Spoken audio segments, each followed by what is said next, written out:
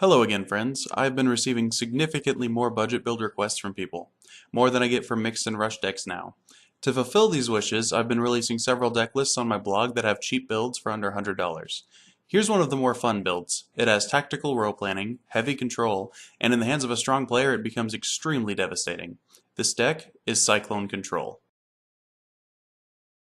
Cyclone Control has many similar cards that you would see in my Platinum Rush build, but this is not a rush deck. I have only one Platinum Ace, and my usual Grade 2 ride is Kaizard.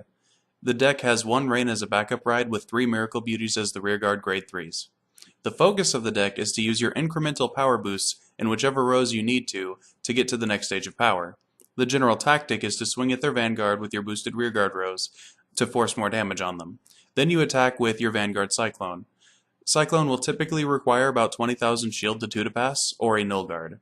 If they let him hit, he will retire a back row unit. When you do your drive checks, if you hit any of your 16 stand triggers, 12 until we get the trial deck in March, you will stand a rear guard and then swing into one of their rear guards if they're at less than 5 damage. This control deck is different from other control decks because instead of waiting for some arbitrary limit break effect or needing counterblasts, you only need power for Cyclone's effect and stands to fuel your rearguard's attrition. With all of the field disruption being early and having no counterblast reliance, you can safely guard early with no negative repercussions, making the no heal triggers a lot more safe in this deck. Guarding early also becomes much easier because there are less units on the field attacking you. Because this deck retires a lot of units on the field and forces a large amount of shield from hand, it ends up making rearguard dependent decks like Beast Deities lose a ton of steam.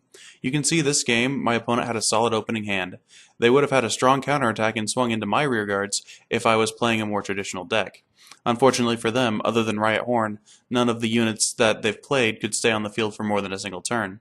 With no units to field, my opponent ended up giving up and taking a 6 damage when he didn't even have to, because he knew that he had no real chance to mount a reasonable offensive the next turn if he didn't hit a heal here. For the actual deck list, we have Dimensional Robo Daimagnum, the 16 stand triggers, 4 Perfect Guards, 4 Speedster, 4 Karenroid Daisy, 2 Glory Maker, 4 Dimensional Robo Kaizard, 3 Mask Police Grander, 3 Cosmic Rider, 1 Platinum Ace, 4 Enigman Cyclone, 3 Miracle Beauty, and 1 Enigman Rain.